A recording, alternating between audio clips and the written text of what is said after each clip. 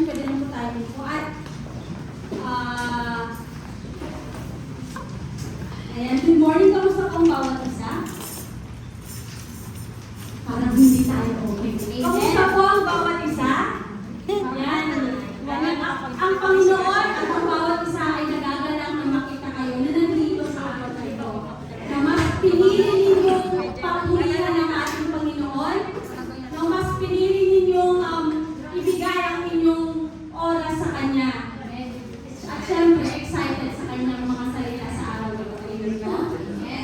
Ayan. So, bago yan mga kapatid, inagihan ko lahat na tumayo upang basahin ang ating worship declaration.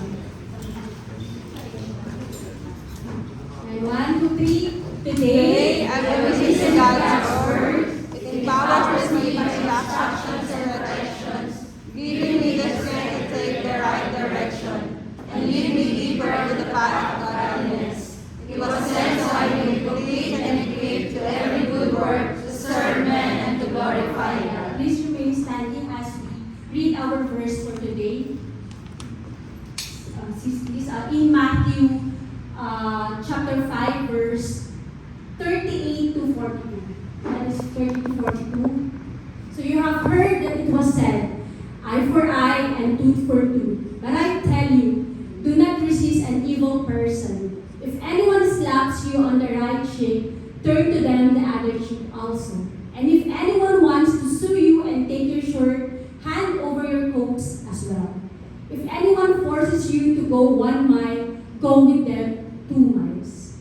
Give to the one who asks you, and do not turn away from the one who wants to borrow from you. So let's bow our head and pray. Father, we thank you today. We thank you for your words, Panginoon. We thank you for your presence, O Lord God, to be with us today, Panginoon. Lord God, may your spirit, your power, your blood, Panginoon, be upon us, Panginoon. And we are glad, Panginoon, that andito kami, Panginoon, to serve you, to give you thanks, Panginoon, to glorify you, to give the best praises na sa iyo lamang po namin ibinibigay, Panginoon. Lord, sa paglapit namin sa inyo, Panginoon, we humble ourselves, Lord God, to forgive our sins, Panginoon. Sinasadya man ito, hindi, Panginoon, patawarin mo kami sa aming mga naisip, nasabi at nagawa, Panginoon. And Lord, we humble ourselves, Panginoon, na lumapit sa inyo, na nandun, Panginoon, that we are excited to your words, Panginoon. Nandun, Lord God, na mapupulutan namin ang aral. Hindi lang aral, Panginoon, but yun yung buhay namin araw-araw. Mag-manifest ang mga salita mo sa aming mga buhay, Lord God.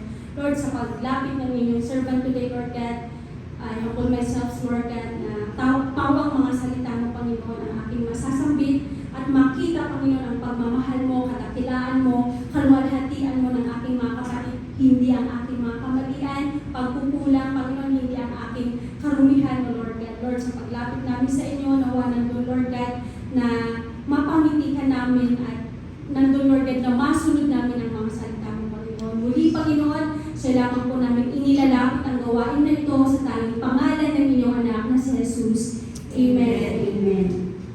So, good morning, church. Good morning. Good morning.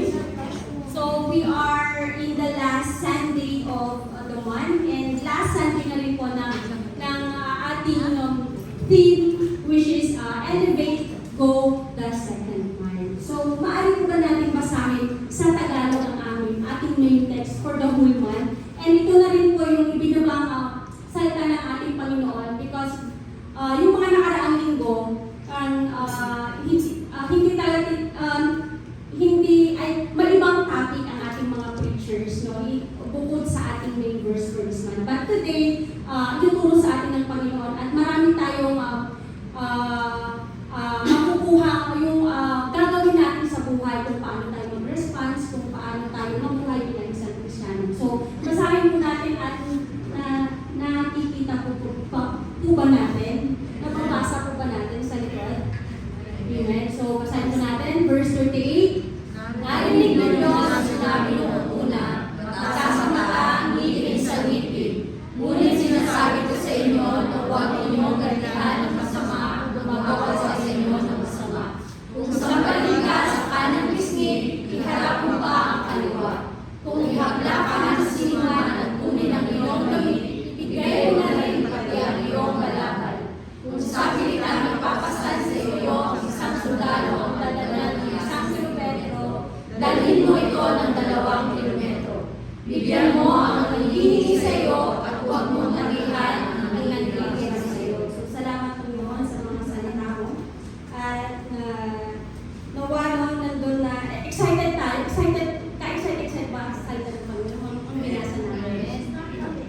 Okay? Parang Lord, parang ang bigat ng salita mo. Parang may part dyan na hindi ko kayang gawin. Ganun po ba yung naramdaman natin habang binabasa natin yan? At somehow, sis, may part talaga. So, dahil alam ko mga kapatid, minsan sa buhay natin, naranasan natin ang masaktan. Dalawa lang. Amen. So, sino dito yung nasaktan na? Amen. Yung kakasaktan mo palang kagabi or kahapon. Ay, wala. Lord. Kaya pala siya nandito, Lord. Ayan. So, amen. So, but more than that, mga kapatid, marami pa, di ba? We've been mistreated, na-offend tayo. Some of us accuse us of doing something or something wrong or somebody has done wrong to us. Tama? Ganun ba yung nangyari sa nakaraang araw ninyo? O baka kayo naman ang nanakit? Ay, wala. Okay, wala naman po sa atin. So, may mga taong gumawa sa atin ng mga bagay na hindi natin nagustuhan. Tama? So, ngayong araw na ito, aalamin natin kung paano ba tayo mag-response. O baka nga sa pagpunta mo dito, nakita mo yung kinaiinisan mo. Meron ba? O baka naman nakita mo yung katrabaho mo na hindi ka pinagbigyan na mag-first break. Ay, meron ba? O baka naman yung nakasakayan mo, hindi ibinigay yung upuan na, di ba dito, parang walang gender, kapag lalaki na kaupo, bahala ka din pagbabato, bahala ka din. Basta ako na kaupo.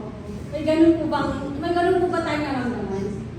O baka naman, ang bagal ng nasa unahan mong motor, ikaw nagmamadali na para maabutan mo ang service. Ang bagal naman ako, late na ako.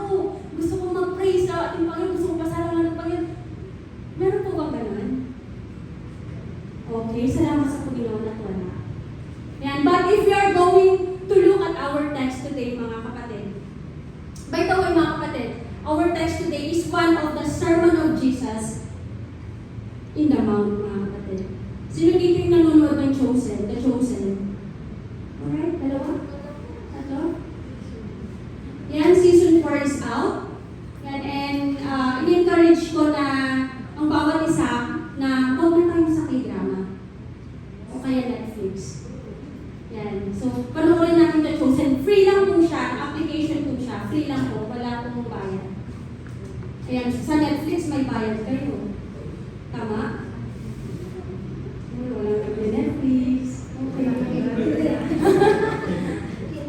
So, ayan. So, kung titignan po natin mga kapatid, marami na mga kapatid that time, marami na ang gustong makinig sa aral o sa mga salita ng ating Panginoon. So, ibig sabihin parang viral na siya that time. So, marami taga-ibang nayon ang nagpupunta nung marinig nila na magsaserban ang ating Panginoong Jesus. Maraming pumunta. Tama ang mga nakapanood? Yes. Tama? At maraming namangha sa mga sinabi niya. Kasi, in their whole life, mga kapatid, hindi pa sila nakakarinig ng ganong mga sermon o ganong mga aral. Amen. So, dahil nung time na yun, mga kapatid, hindi naman ganon ka-outspoken yung gustong iparating ng Panginoon para sa kanila. They were still blinded sa old na katuruan. Doon pa rin sila naniniwala. Amen? At kung titignan natin ang sitwasyon ng mga nakikinig nung time na yun, mga kapatid, dahil sa sila mga Hudyo, ibang taga-nasyon, araw-araw po yung kanilang pagdurusa laban sa Roman Empire. At alam naman natin kapag Roman Empire, diba? Huyo ka. Kapag isa kang Hudyo, huyo ka. Amen? Nabasa mo ba natin? Yan. May mga inaabuso na sila'y sinasaktan. At wala silang magawa. And aware ang Panginoong Jesus sa kanilang nararanasan. Aware siya, mga kapatid. At ang mga tao nag-e-expect na kakampi ang Panginoong Jesus sa kanila. At meron pa sa verse sa Bible, part sa John 6:15, basahin ko mga kapatid kung may time kayo, na gusto nilang gawing king si Jesus. Jesus. Pero hindi yun ginawa ng ating Panginoong Jesus. Kasi, hindi naman yun yung gusto niya eh. He will establish a new kingdom, which is the kingdom of heaven.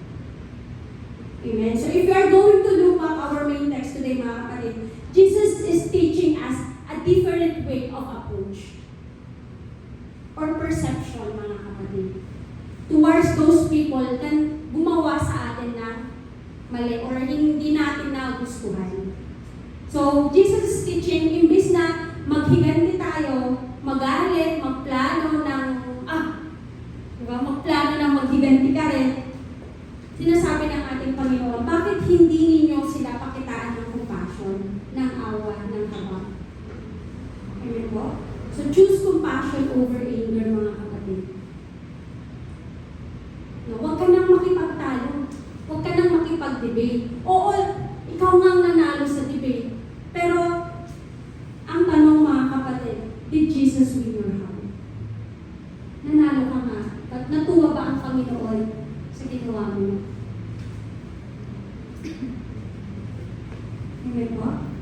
So, sa umagang ito, ituturo sa atin na imbis na gumawa tayo ng mga bagay laban sa kanila, na against sa kanila, why not choose compassion? Compassion. Bakit nga ba, mga kapatid? So, the Lord our God is compassionate. So, in Psalm 145 verse 8 to 9, at alam ko na naranasan at nararanasan ninyo ang habag at awa ng ating Panginoon. So, sa Psalm chapter 145 verse 8 to 9, the Lord is gracious and compassionate, slow to anger and rich in love. The Lord is good to all and has compassion on all He has made. So lahat naman tayo ay create ng ating Panginoon. We are considered an enemy and we deserve to be punished. And instead na i-wipe out ng Panginoon ang mga tao because of our rebellion, mga kapatid, mas pinili na God choose to have compassion over His enemy. Paano kaya kung yung parang Noah's Ark, no? Lahat talaga, walang natira. Aside lang dun sa laman na ginawa ni Noah. Amen? So, he came up with a wonderful plan of redemption. Ano yung mga kapatid? And reconciliation through Christ Jesus. So, sa pamamagitan ng buhay ng ating Panginoong Jesus, tayo ay naligtas. Amen. So Romans 5:8, but God demonstrates His own love for us in this. While we were still sinners, Christ died for us. Sino dito ang makasalanan? Amen. Amen. So lahat tayo mga kapatid makasalanan. He showed us compassion and called us to do compassion, not only sa family natin, hindi lang sa kaibigan natin, sa kakwarto natin, but also sa mga nakagawa ng kasalanan sa atin. Or worse is yung kagalit talaga natin. Extend compassion, mga kapatid, kasi naranasan mo ang compassion ng Panginoon. Ang awa niya sa iyo, ilang chances na ibinigay para sa iyo. Amen? So, replace anger with compassion. So, in 2 Corinthians 3:8, mga kapatid, replace anger with Christ-like response. In 2 Corinthians 3:18, and we all who with unveiled faces contemplate the Lord's glory are being transformed into His image, with ever-increasing glory which comes from the Lord, who is the Spirit. So, glory by glory, mga kapatid, araw-araw binabago tayo ng ating Panginoon. Basta willing kang magbabago. Nandun yung pagsunod mo sa salita ng ating mga Panginoon. And to make us more and more like Him.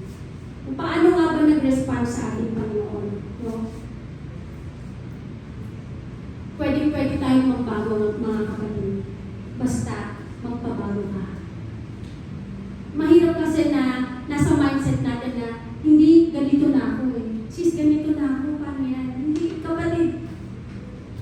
Magpabago ka sa ating Panginoon. Magpabago po tayo. Kayang-kayang baguhin ng Panginoon ang sitwasyon natin, ang nararanasan natin, ang pagkakamaling nagagawa natin.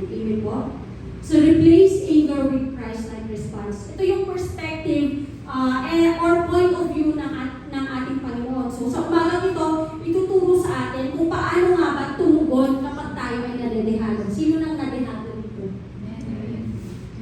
Dito sa part na to. Ay, konti lang. Dito. Okay, mas konti. Amen. So, yan, the perspective or point of view of our Lord Jesus Christ on how to exercise compassion. But before that, mga kapatid, I would like to challenge you to have a second look sa mga dalawang larawan na ito. I just prepared two images. Sa first one is ayan. So, kapag naka-side view na ganyan, parang kinakain niya yung baby na, ano ba yan? Leopard? Basta yan. Tiger. Basta yan na Yan si Simba. O kapag nakaharap naman doon, ay inaalalayan niya ang kanyang anak. So, ganun din ba tayo mga kapatid? Or one-sided lang yung nakikita natin. Next image please. Ayan. Enter. Ayan. So, sabi niya dyan, close your eyes and then barely open them. Dahan-dahan, i-close mo muna mga 5 minutes. Ay, hindi ito. 10 seconds. Tapos, i-open natin ng dahan-dahan. Okay, 1, 2, 3. Nakita niyo yun? Nakita niyo po yun? Parang sa part dito hindi. Yes. Nakita? Sa part na to? Nakita? Wala na tayong chance, yan na yung huli. Kaya kailangan natin makita. Amen? So, ayan. So, mga kapatid, iba-iba kasi tayo ng perspective, life perspective, tama? Iba-iba tayo ng point of view. Pero sa araw na ito, ituturo sa atin ng Panginoon kung ano nga ba, kung paano nga ba mag-response. Na katulad kung paano siya mag-response. Amen? So, in Matthew 5, verse 38 to 42, dyan na sa natin, first point, ayan, abolish the desire to revenge.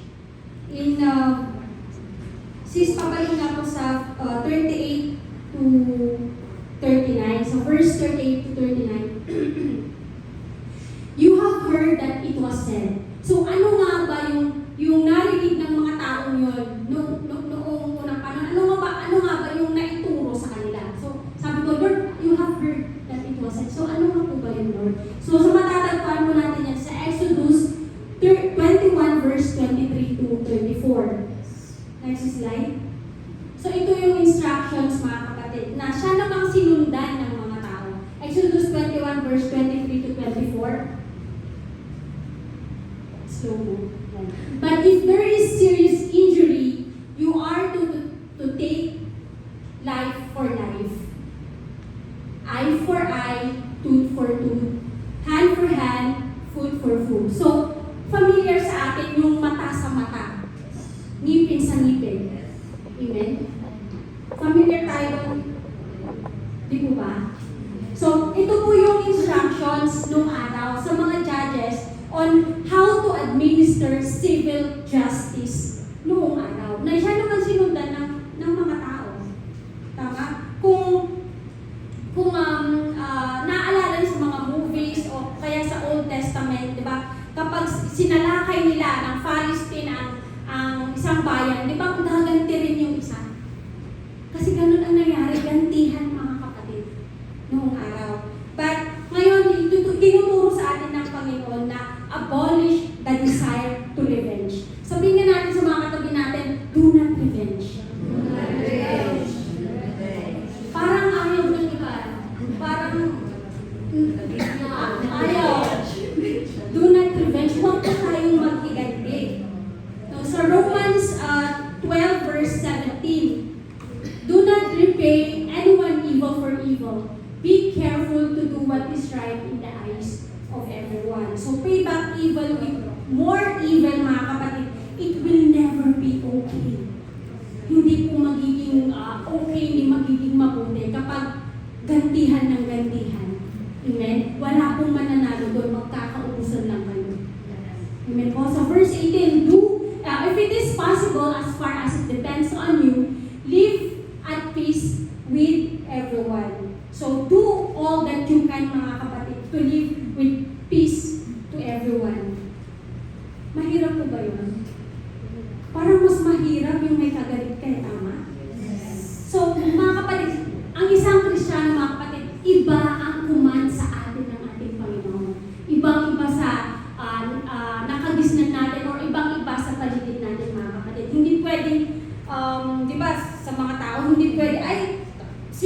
pwede sa akin yan. Natihado ako, nagrabyado ako, hindi pwede. Meron ganun tama? Wala. Meron. So, di ba, familiar kayo sa word na lin ang walang ganti. Tama? Narinig ko yan nung yung nasa Sincho pa ako. Parang nakakatakot, no, mga kapatid. So, gaano man kasakit ang ginawa sa atin, gaano man tayo na nadihado, mga kapatid, let's still show compassion sa kanila. Kasi hindi naman ikaw ang lugi, hindi naman ikaw ang talo. Amen? So in verse 19, do not take revenge, my dear friends, but leave room for God's wrath. For it is written, it is mine to avenge, I will repay, says the Lord. Sabihin nga natin, mga kapatid, ang Lord ang babahala sa iyo. Ang Lord ang gaganti sa iyo. Dahil alam mo, kapatid, hindi papayag ang Diyos na ang mga anak niya ay nadedehado or naaakrabado. Amen. Wow. Parang na-apropiado kayo lately, Ayan. Parang na-apropiado kayo lately. So, salamat sa Panginoon dahil tunay nga, siya ang bahala sa atin. Amen? So, ano daw pa ang gagawin natin? In the contrary, sabi sa verse 20 to 21, in the contrary, if your enemy is hungry, feed him. If he is thirsty, give him something to drink. In doing this, you will heap burning coals on his head. Do not be overcome by evil, but overcome evil with good. So, yan po, kapatid, ang kailangan natin gawin na cross-reference lang, another verse to ponder sa Proverbs 25 verse 21 to 22. I believe hindi ko na ilagay dyan, sorry. And Proverbs 25 verse 21 to 22. If your enemies are hungry, give them food to eat. If they are thirsty, give them food to eat. If they are thirsty, give them water to drink, mga kapatid. So, bigyan mo ng inumin, sabi dyan. Kung bibilhan mo ng milk tea, samahan mo with ice cream. And parang, sis, ang afford ko lang tong kwatsa. Okay na yun, basta damihan mo ng ice kasi mainit ang panahon. Amen?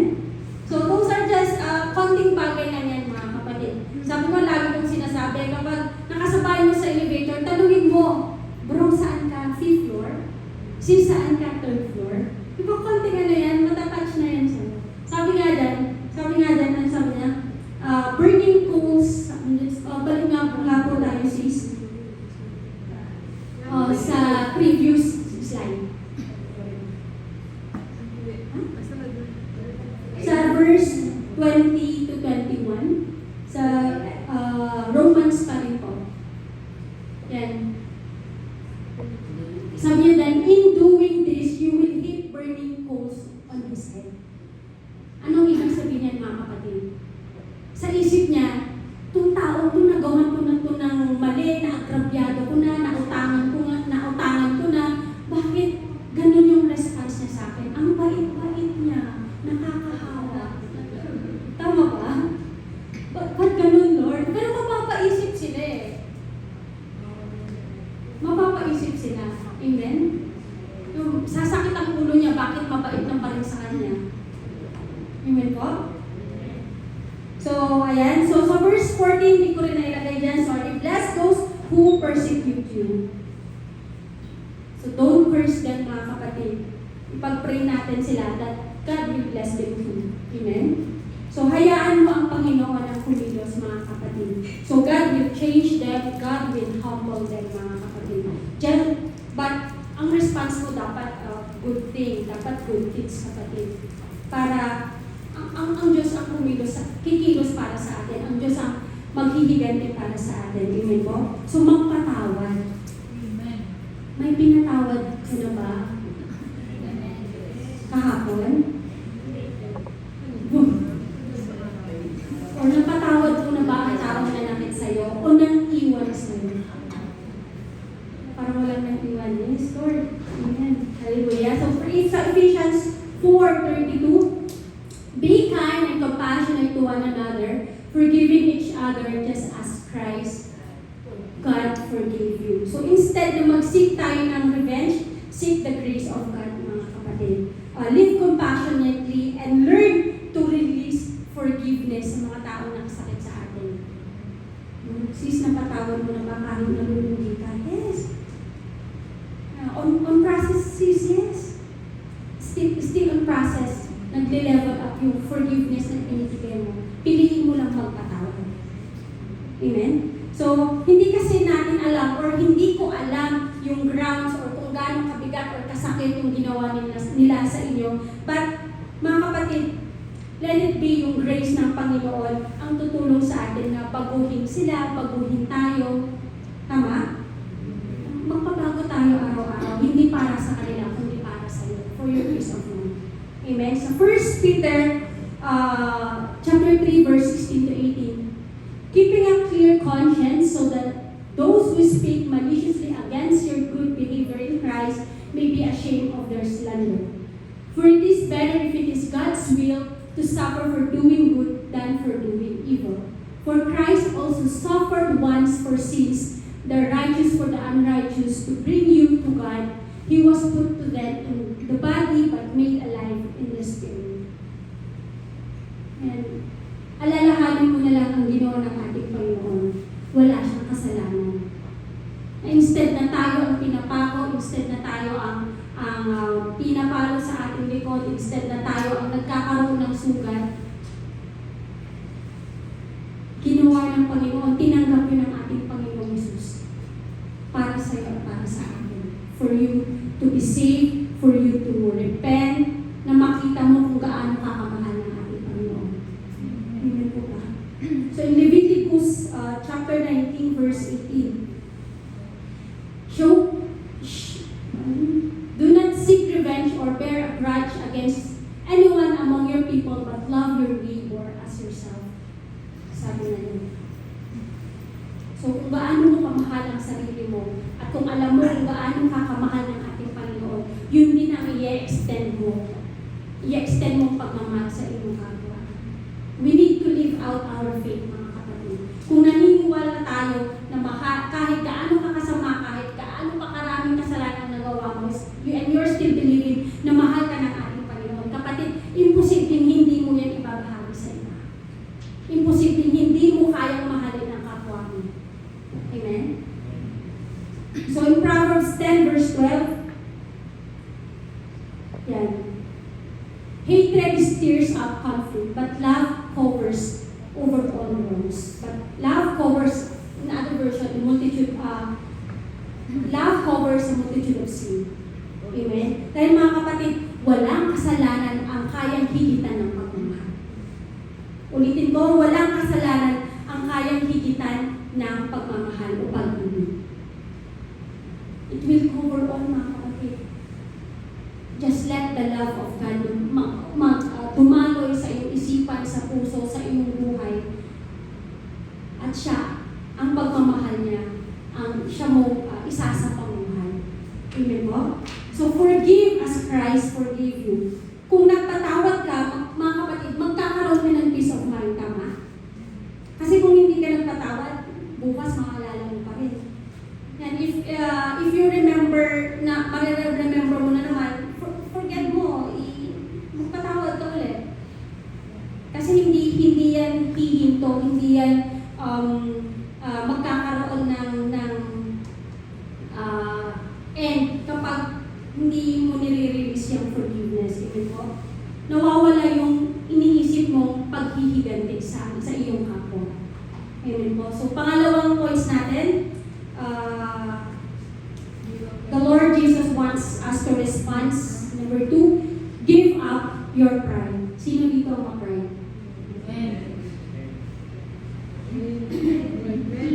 Konti na lang, sis. Yung pride ko, konti na lang. Ayan. So, give up your pride. So, sa verse 40, and if anyone wants to sue you and take your shirt and hand over your coat as well. So, yung coat, mga kapatid, nung araw, a few history, mga kapatid, it is very significant for them, mga kapatid. Dahil sa panahon nagbabago-bago ang panahon ng araw. Sa Exodus 22 verse 26 to 27, and if you take your neighbor's coat as a pledge, return it by sunset. Because that coat is the only covering your neighbor has. What else can they sleep in when they cry out to me? I will hear, for I am compassionate. So mga kapatid, noong araw, pwede po nilang ipambayad ang coat nila. Kasi very significant ang coat para sa kanila. At pagdating daw ng hapon, ibalik mo daw. Sabi ng Lord, pag nag-cry sila sa akin, maririnig ko sila because He is compassionate God. So, ibig sabihin mga kapatid, tinuturuan tayo ng Lord na i-give up yung mahalaga sa atin. Mahirap ba i-give up ang pride? Ha? Yes. Aminin natin o hindi mga kapatid, ang hirap. Yes? Oo mga kapatid. Danas ng bawat isa yan. Yung pride natin. Madalas mga kapatid, madalas sa atin, lalo mga Pinoy, hindi pa naman nagpapatalo. Amen po? Ay, hindi ka nagpapatalo. Amen. O yan, at least, may umaamin. Amen? So, ma-pride tayo. Hindi po ba mga kapatid? Ma-pride tayo. Na hindi tayo nagpapalamang. Sabi pa nga nung iba, ay, sa akin dapat yung huling halakha. Amen? Hindi. Dapat, ako ang magwagi sa laban ng ito. Parang ano naman ang bigat. So, meron sa ating mga Pilipino yung kasabihan na mawala na ang lahat. Hindi niya alam. Mawala na ang lahat, huwag lang ang yabang. Familiar? But unfortunately, mga kapatid, hindi po yun ang sinasabi sa atin ng Panginoon. Hindi po yun ang tinuturo sa atin ng ating Panginoon. But instead, na magmalaki, bakit hindi natin piliing magpakumbaba? Di ba kayo nagigitan sa EDSA, minsan nagkakasakitan pa? Wala eh. Diba, mag-pride. Hindi pinipiling umunawa, hindi pinipiling magpakumbaba. So, paano yan, Sis Grace? Siya naman tunaw na. Sis Grace, nananahimik ako, chinichismis nila ang buhay ko. Sis Grace, ako ang nadehado. Kapatid, hayaan mo na. Hayaan mo na. Hayaan mo na. We must still show compassion, mga kapatid. Hindi ka man paboran ng tao, pero ang pabor ng Panginoon ay nasa iyo.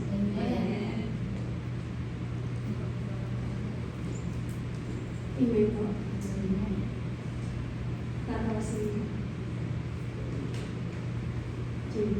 So in James 4 verse 6, but He gives us more grace. That is why Scripture says, God opposes the proud but shows favor to the humble.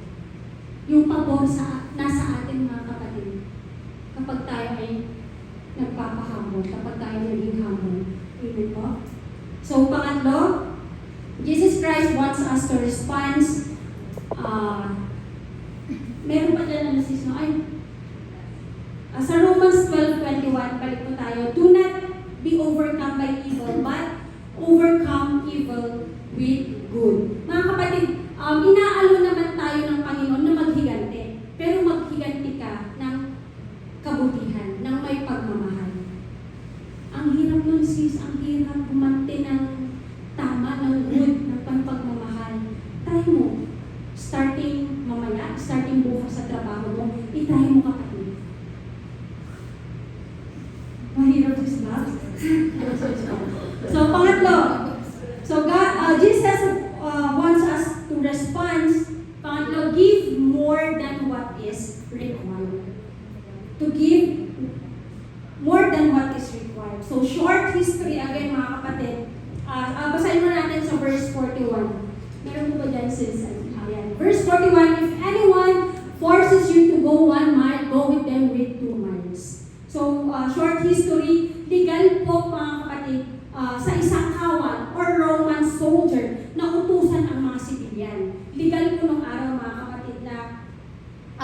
sila ay Hudyo.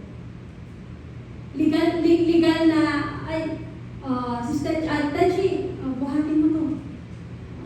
Dadalhin natin sa K25. Layo. Ay, hindi mo pwedeng sabihin yun. Ikaw ang Hudyo. Hindi mo pwedeng sabihin sa isang soldier, Roman soldier, mga kapatid. Ang layo naman. Ang response mo, sige, hanggang suyin pa kung gusto mo. Yun. No, pero siguro no, nagkakaroon yung mga nakikinig sa nung sa setting na to, nung time na yon, siguro nagkakaroon ng ulo yung mga nakikinig kay Jesus. Kasi tayo nga ngayon eh. Di ba? Count siguro ng ulo yung mga disciples ng Panginoon. Yung mga tao na nakikinig sa Kanya. Grabe naman, Lord.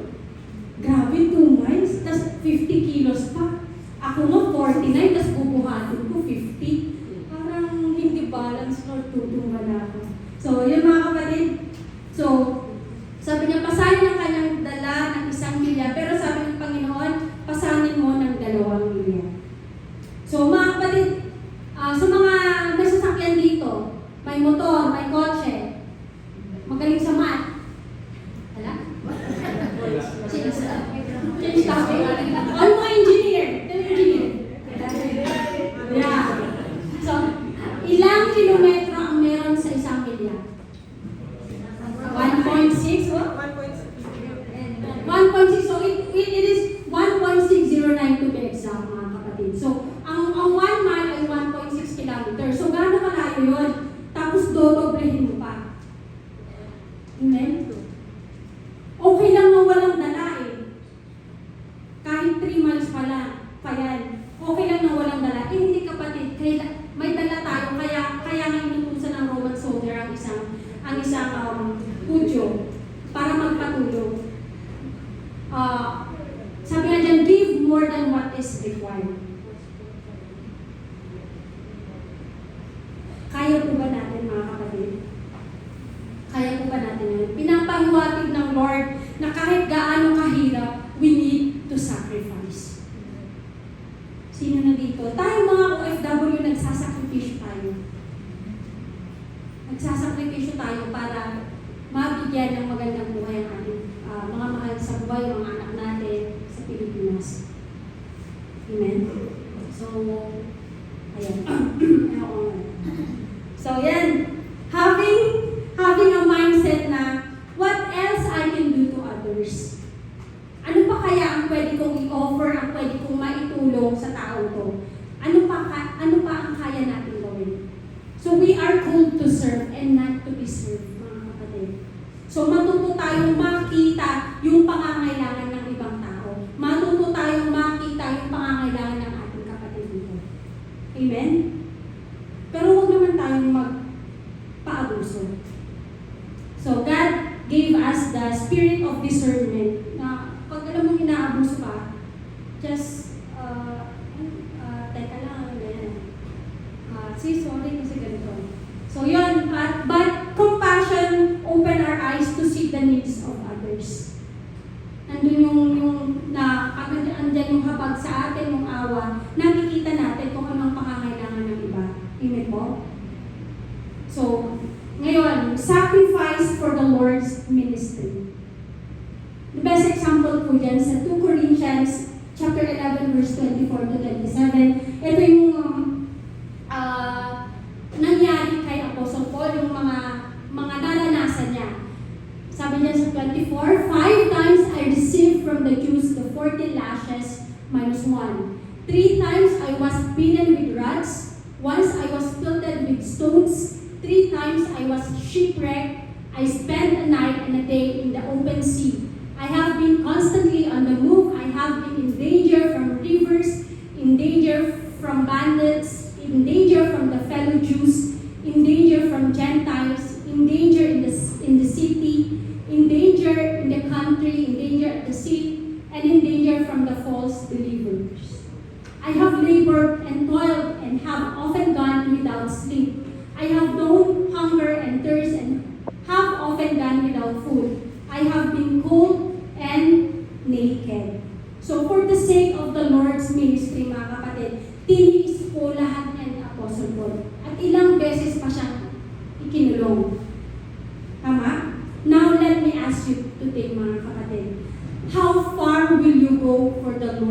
ministry? Again, how far will you go for the Lord's ministry? Sa mga workers, sa mga nagbabalak na makibahagi to serve God, how far will you go for the Lord's ministry? Kung day off mo lang ba? Baka nga ang pagpunta mo dito, once a week na nga lang ang pagsimba, hinihila mo pa yung isang pa. Meron mo bang gano'n? Are you willing to sacrifice for the Lord's ministry? Mahina. Amen. Ang hirap na si Lord. Ayan. So, but by the grace of God, mga kapatid, kaya-kaya natin yan sa tulong. Amen? Some of us here, na galing pa sa trabaho. Sino galing trabaho? Amen. Some of us here, galing pa sa trabaho, puyat, na ikaw na mamamalengke, ikaw magluluto, tapos ikaw pa maghuhugas. Thank you for your life, kapatid. We love you. And ang Panginoon ang magbabalik sa inyo. Blessings upon blessings. Yan. Day of Mrs. Pops ngayon, pero tumulong tayo, ha? Amen po? Amen. Ayun, thank you. Totoo yung mamaya. So, number 4. Jesus wants us to respond na be generous. Sino dito ang mga generous? Sino dito ang Ilocano? Sino dito ang mga Ilocano? 1, 2, 3, 4, 5, 6, 7, 8, 9, 10.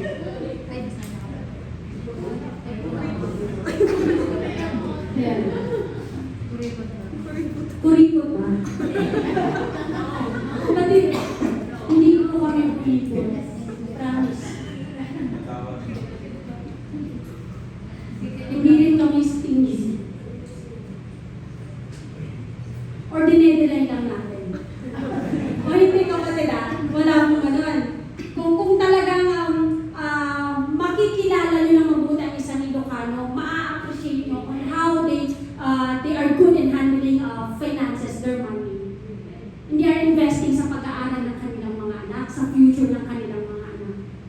Hindi nila yung pagmamayabang yan na maraming sila pera, hindi mo sila makikita ng ganun. And I believe hindi lang naman sa Ilocano, syempre sa iba din. Hindi porket Ilocano ko ay tinataas ko ng bandera na, hindi ko sa ganun. So, yun lang, lahat tayo naman ay may kakayahan to be generous, amen. Piliin lang natin to be one na maging generous. So, maliwanag ang sabi ng Panginoon sa verse 42 na give to the one who asks you and do not turn away from the one who wants to borrow from you. And maliwanag ang sabi dyan na kailangan natin magbigay. Hindi lang naman po in terms sa finances, sa pera, but your time, mga kapatid, yung effort mo, yung love mo. Pero sasabi ko kanina, huwag magpapaabuso. So, being generous is being compassionate, mga kapatid. So, because in the end, everything that we possess belongs to the Lord. Sama ko ba? Wala tayong madadala ni isa dyan. Nung namatay na si Mama, nung namatay siya at kailangan ko nang i-dispose yung mga nakalagay sa store niya sa palengke. Alam mo, mga kapatid, nakita ko yung mga certificates, yung plaques of recognition, yung listahan ng mga may utang, yung mga award na na-receive niya na best manager for the month, ganyan. Sabi ko, walang silbi. Walang silbi ko. At nagpapasalamat ako sa Panginoon na nakita ko yun that time. Walang silbi ang recognition ng mundo ko. Walang silbi ang maraming plaques, maraming certificate. Walang silbi, kapatid. So, be generous. Wala tayong madadala. Hubad tayong pinanganak, hubad din tayo mamamay. Amen? So, in Proverbs 19 verse 17, whoever is kind to the poor lends to the Lord, and He will reward them for what they have done. So, hindi ka man masuklian ng taong tinulungan mo, si Lord ang magre-reward sa iyo. Amen? So in 1 Timothy chapter 6, verse 17 to 18, command those who are rich in the present world not to be arrogant, nor to put their hope in wealth, which is so uncertain, but to put their hope in God, who richly provides us with everything for our enjoyment. Command them to do good, to be rich in good deeds, and to be generous and willing to share. So wag daw po natin ilagay ang pag-asa natin sa ating kayamanan. Because it is uncertain, mga kapatid. Hindi natin alam, trabaho tayo ng trabaho, nakakalimutan natin alagaan ang sarili natin. At the end, yung sinahod mo, kakatrabaho mo, yun din ang pambabayad mo sa iyong hospital bill. So be generous, mga kapatid. Tumulong ka hanggat kaya mo. Tumulong ka sa mga taong nangangailangan, mga kapatid. The more na pinagpapala tayo, the more na dapat nagiging generous po tayo, mga kapatid. So do good, sabi niya dyan, do good, be rich in good deeds, and willing to share. Mas pinagpapala ang nagbibigay kaysa sa mga tumatanda. Amen? It is blessed to give than to receive. So in conclusion, na tapos ng sisis. Yan. In conclusion, compassion opens our eyes to see the needs of others. Siguro naman sa punto ng buhay natin na ito na naiparanas na rin natin ang compassion, ang habag at awa sa ating mga kapwa. Amen? Pero kung nagkukulang ka pa, parang hindi ka nag-exert ng effort to show compassion, kapatid, God wants us to be more compassionate this time. Kasi kailangan ng mundo. Be more compassionate sa mga taong nakakagawa sa iyo ng hindi maganda. Malay mo may assignment ka dyan. Malay mo may pinapagawa sa iyo ang Panginoon para sa Kanya. Amen? So in order to work out our compassion to other people, we should respond as how Christ responds, as how Jesus responds, mga kapatid. So compassion, sabi niyan, opens our eyes to see the needs of others. Kasi kung wala tayong habag, wala tayong awa, hindi mo makikita kung anong pangangailangan ng iba. Kailangan, nakagalitan mo, may problema pala siya, may dinadala pala siya. Tama? Hindi natin alam kung ano yung sitwasyon niya, pero mas alam mo kung ano yung sitwasyon mo, kung ano ang pinapagawa ng Panginoon sa iyo. Amen? So, in Ephesians chapter 4, verse 42,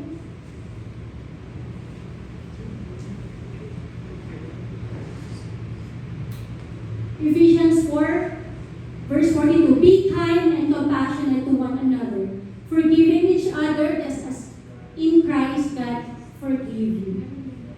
So let's be compassionate to one another, mga kapatid. And in best example ito, mga kapatid, sa Luke 23:34, and Jesus said, Father, forgive them, for they do not know what they are doing. Anong ginawa ng ating Panginoon? Sa kabila ng ginawa sa Kanya, He prayed for them. Pinatawad niya sila, mga kapatid. He showed compassion to them. Tayo kaya, are we willing to respond as how Jesus responds? Are we willing to give up our pride? Are we willing to abolish na mag-take ng revenge sa kanila? Are we willing to sacrifice for the Lord's ministry? Are we willing to give more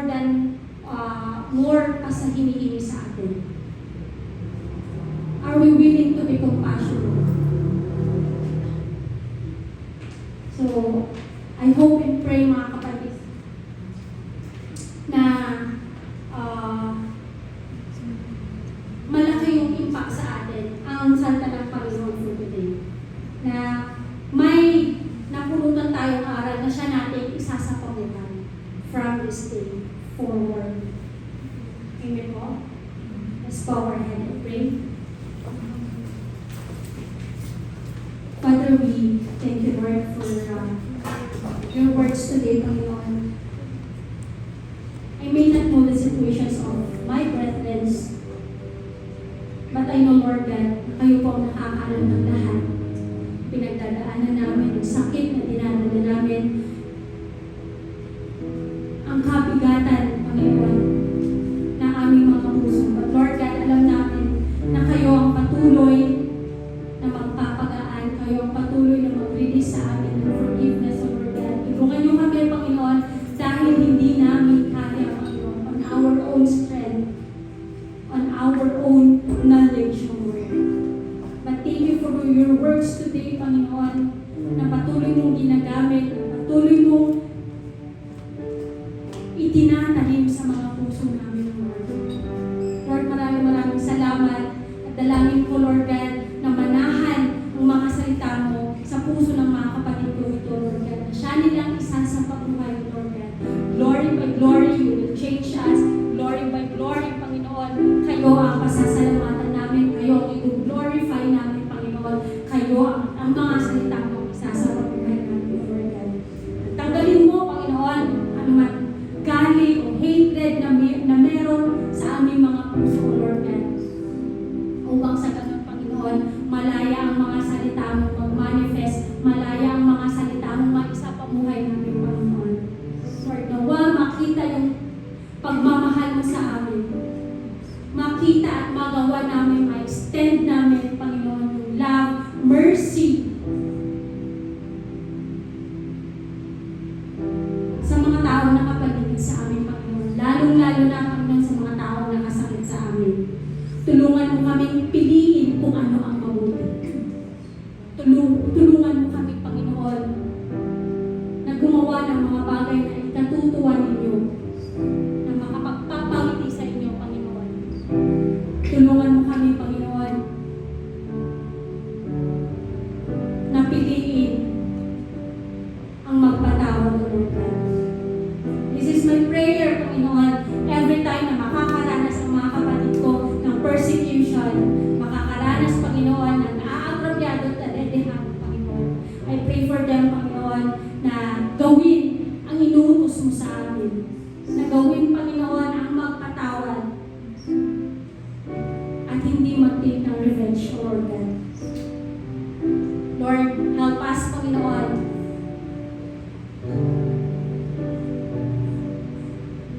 na isa pamuhay ang mga ito, Lord God. Tulungan mo kami sa lahat ng bagay habang kami ay nagsiserve at patuloy na lumalapit sa inyo, Panginoon. Patuloy mo kami yakapin ng iyong pagmamahal, ng iyong awa, O Lord God. Lord, mula sa araw na ito, Panginoon, I pray for my brothers and sisters, Lord God, na mas piliin magpatawad, na mas piliin ng awa at habag sa aming mga kapwa, Panginoon. Na kung sa ganun, makita ng ibang tao na kami ay nabubuhay sa kalooban mo at sa tuntunin mo, Panginoon. Lord, muli, maraming salamat. Sa lamang po namin itinutulog ang aming panalangin. Ikaw po ang aming Panginoong Diyos na tapat, na mapagmahal, na may awa sa mga anak mo, Panginoon, na nadedehado, Lord God. Na nag-persecute, Panginoon. Kayo ang pag-asa namin. Sa lamang po namin ibibigay ang lahat ng papuri, pasasalamat, pagdakila, at pagluwalhati sa tanging pangalan ng iyong anak na si Jesus. Amen and amen.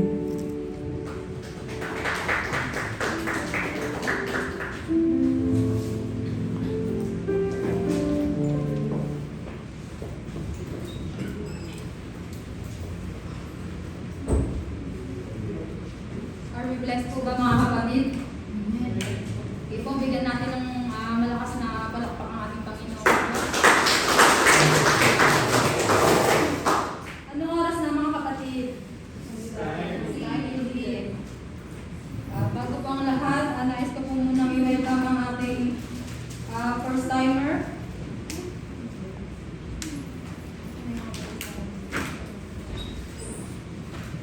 Si Sis Jackie Lindy Ortiz. Welcome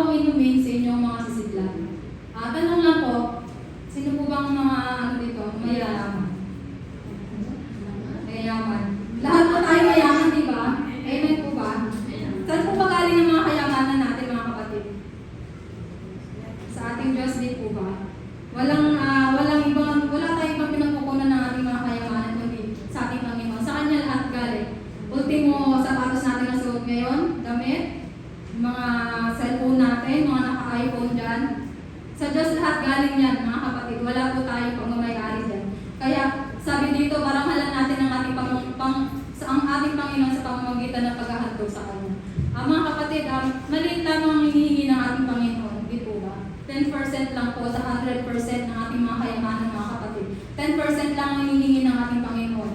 Ipagdadalo pa po ba natin sa Panginoon yung 10%?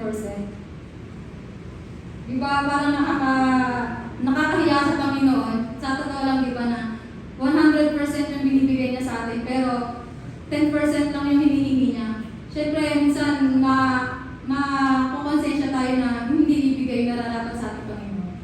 At kasi yung mga bagay na meron tayo, lahat yung galing sa ating Panginoon. Kaya mga kapatid, matuto tayo na ibalik yung nararapat sa ating Panginoon. Kaya meron siyang promise dyan na sabi niya dyan, kapag ginawa mo ito, mapupuno ng ani ang iyong mga bodega at aakaw ng inumin. Meron pong kapalit yung mga pagbabalik ng kalooban natin sa ating Panginoon. May kapalit po yan ng mga blessing. Mas malaki pa po sa 10% mga kapatid na inihingi ng ating Panginoon. Share ko lang po dati na dati mahirap talaga na magbigay sa ating Panginoon kasi di ba may mga pangangailangan tayo, di ba mga kapatid. Pero once na ipag-pray mo sa Panginoon na turuan tayo kung paano yung tunay na pagbibigay ng buong puso sa ating Panginoon. Nandiyan yung Lord na ituturo niya sa atin kung paano natin ibigay yung nararapat sa ating Panginoon. Kaya yun lamang mga kapatid ang paalala ng ating Panginoon sa umagang ito. At samahan niyo nga po ako na ipanalangin natin ang ating mga kaloob. Sige po, yes Lord, hallelujah Panginoon. Pinupuri ka namin, pinapasalamatan mo God sa umagang ito Lord God na ipinagkaloob mo nga po sa aming Panginoon. Salamat Lord sa mga kapatid ko na ito Lord na nakasama namin Lord sa umagang ito Lord sa praise and worship sa iyo, sa pakikinig ng iyong mga salita Panginoon, ang hayaan mo Panginoon ang mga narinig namin sa umagang ito Panginoon ko na magrema sa aming mga puso, sa aming mga isip Lord, na magamit namin Lord God sa pang-araw-araw namin na pamumuhay Panginoon ko at palagi mong i-remind sa amin Lord God kung paano maging compassionate katulad mo o God. Panginoon, salamat nga po Lord sa buhay ni Sis Grace na ginamit mo Lord sa umagang ito Panginoon ko na naghayag ng iyong mga salita Panginoon ko. Bless mo nga po siya Panginoon at ang kanyang buong sambayan ng Panginoon ko na tiglig at umakapo ng pagpapala Lord God ang ibigay mo nga po sa kanya Panginoon. Patuloy Lord God na gamitin mo nga po siya Panginoon ko na mas marami pa Panginoon ko na mai-share na mga salita mo Panginoon ko. At Lord, bless mo nga po mga kapatid ko na ito Lord God na nakasama namin sa umagang ito Panginoon. At patuloy Lord na i-bless mo ang aming mga company Panginoon na nagsisilbing source of income namin dito Panginoon ko sa bansang Taiwan Panginoon. At patuloy na ingatan mo kami palagi Lord sa araw-araw Lord God. Patuloy Panginoon ko na palagi ka namin maalala sa bawat oras Panginoon ko na hindi namin makakalimutan ng iyong mga salita Panginoon ko. At muli Panginoon, sa ilan mo namin binabalik ang mataas na papuri, pasasalamat pagsamba in Jesus' name we pray. Amen.